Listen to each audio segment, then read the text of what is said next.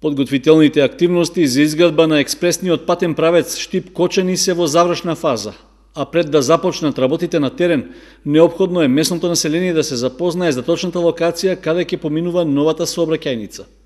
Токму одржувањето на јавна расправа е можност да се представат планираните површини земјоделско и друго земјиште за кое ќе се спроведе експропријација, беше речено на работната средба што се одржа во општина Штип.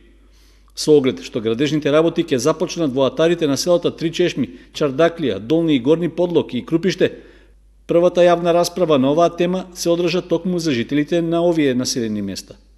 Од проектантскиот тим на фирмата Чакар Партнерс од Скопје рекоа дека експресниот пат низ атарите на штипските села ќе биде во должина од 14,3 км, а делницата е наречена Клучка Ванчо Прке и е дел од државната патна мрежа А3. Со ширина на пат од 11,4 метри, тоа е пат сличен како овој што се гради моментално од Велес до Кадрифаково, значи со таа ширина.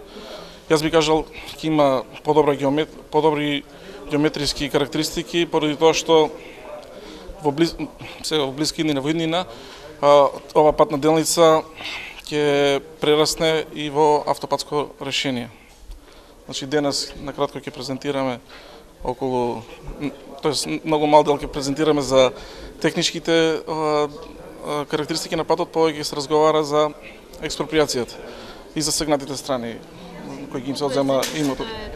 Според проектантските пресметки, со изградбата на експресниот пат Штип-Кочани ќе се одземат од 350 до 400 хектари, од кои 75% ќе бидат државно земјиште, а останатите се земјоделско земјиште во приватна сопственост. Решението за изместување на трасата од претходно планираната на постојниот пат ќе овозможи да се избегне поминувањето низ селата од регионот.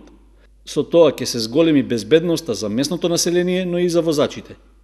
Трасата е поместена нешто северозападно од постоечката траса на 2 до 3 км, се заобиколуваат овие населени места и доста поповолно. Значи во прв момент Чардаклија, а во втората делница што ќе се гради од Крупиште до Кочани, таму се заобиколуваат и Чешиново, Облешево, значи патот ќе гравитира во нивните атари, меѓутоа нема да поминува низ самите села.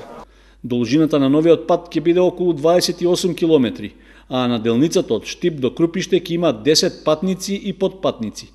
На вториот дел од Крупиште до Кочани ќе има 3 мостовски конструкции и 10 патници и подпатници.